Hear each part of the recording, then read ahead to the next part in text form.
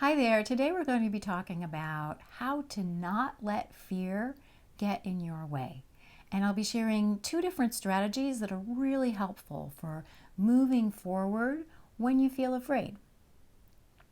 If you're new to the Joyful Being channel, welcome to our Positive Food for Thought video series. It's a weekly dose of positivity, of nutrition for your brain. So welcome, I'm your host, Kim McIntyre. And if you haven't subscribed yet and you could use a weekly dose of uplifting energy to start your week, then you'll find that subscribe tab right underneath the video. Every video in this Positive Food for Thought series features a different uplifting quote or passage from a wonderful book. It also includes a guided relaxation and setting a positive intention for your week ahead. So if that sounds good to you, just keep watching all the way through. Our uplifting passage today comes from the book Feel the Fear and Do It Anyway by Suzanne Jeffers, PhD. It's an oldie but a goodie book, and I think you'll really like this passage, short passage. She says, "Everybody feels fear when approaching something totally new in life. Yet so many people are out there doing it despite the fear. Then we must conclude that fear is not the problem. Obviously, the real issue has nothing to do with the fear itself, but rather how we hold the fear. For some, the fear is totally irrelevant. For others, it creates a state of paralysis. The former hold their fear from a position of power, choice, energy, and action. And the latter hold it from a position of pain, helplessness, depression, and paralysis." When we're talking about feeling the fear and doing it anyway, we're obviously not talking about situations where fear is warning you of danger. Because that's really what fear is for as human beings. It's there to tell us when something's not right. And the problem is, though, sometimes it gets overactive and sees danger where there really is none and can keep us feeling stuck. I also want to say, if you have chronic anxiety, then you need to find treatment or support or help for that.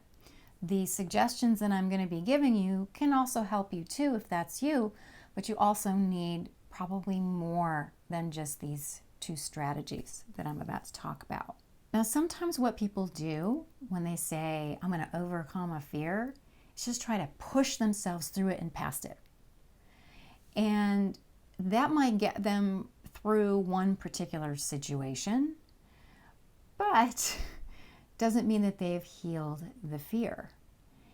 There's another approach that's a middle road between trying to push yourself through it and get over it real fast, or being stuck and not approaching it at all.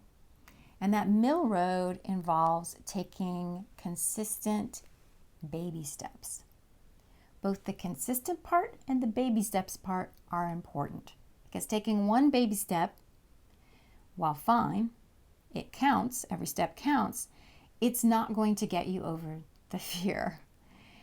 So you need to be consistent. But if you're consistent, you also need to be gentle with yourself in the process and take it at your own pace, not go too fast. Because what can happen is, if you try to push yourself too fast through it, you can end up freaking yourself out so much that you end up right back where you started and you feel even more stuck than you did to begin with. So we're looking for that middle road of consistent baby steps. That's strategy number one. Strategy number two is to have a way, when you're doing strategy number one, to soothe and calm yourself in the middle of it, because the fear will intensify when you're taking those baby steps usually. So I have a whole other playlist with stress relief steps that you can do in 5 minutes or less that can be very calming and soothing. You're also free to do them for longer than 5 minutes if the fear gets really intense and you need a longer dose of the tools. That's okay too. But you can definitely check out that playlist, and I will leave the link to that in the video description for you. These two strategies really do help. I've seen it work for my students, my clients, myself, and I am employing it right now as I have a new set of technologies that I need to learn for new projects coming up. And so I am breathing and baby stepping my way through the learning process because it's all completely new to me. And, the fear comes up about making a mistake and screwing up and having things crash and not work. So that's a danger that I'm, telling a story about in my mind. And so I just use my tools to center myself, calm myself, and look for what's the next baby step that I can take. So I highly recommend that approach for you. Give it a try, see how it goes, and feel free in the comments to let me know if you tried it and liked it. Now it's time for our guided relaxation.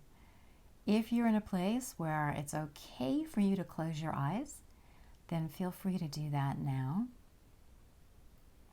And we're going to be starting with 3 slow, deep breaths. Extra slow, extra deep. So begin your inhale, filling up the lungs. Exhaling slowly, and as you're exhaling, just letting your body begin to relax. Good. Inhale again. Slow and deep. And exhale, relax even more. One more time. Nice, slow, deep inhale.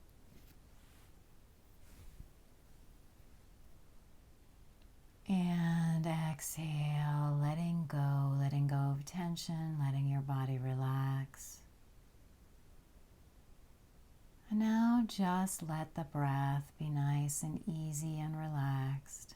Let it be nice and deep on its own. Feel your body relaxing more and more. Just being consciously aware of allowing the muscles in your body to relax.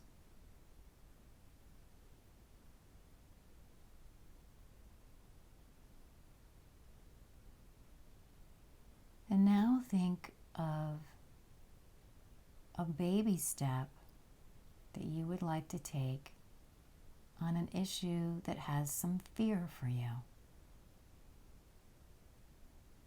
What's the teeniest, tiniest step that you could take?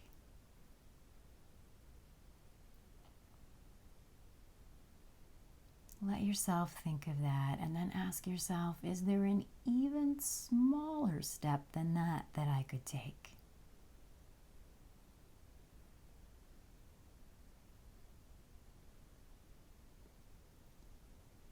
And now, in your imagination, in a moment, you're going to take that step. But first, we're going to imagine you preparing yourself ahead of time. So before you take that step, imagine yourself doing some nice, slow, deep breathing. You can do it right now as if you're preparing to take this step right now. So just let your breath be nice and slow and deep. Soothing and calming deep breaths.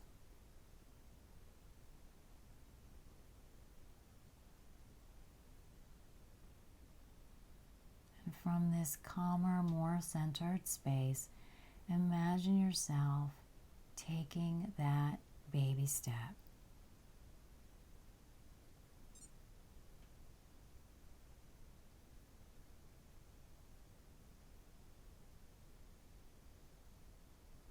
And then imagine yourself being done with the step and then giving yourself some extra relaxation time. Some time to take care of yourself, chill out, and let go.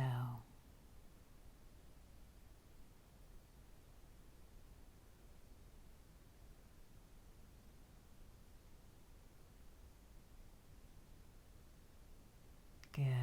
Take a deep breath in And exhale, letting go of that in your mind for now. And setting an intention now for your week ahead to take a baby step on something that you're afraid of. It might be the thing you just imagined in your mind, or it might be a different issue. Just set that intention to take that baby step this week.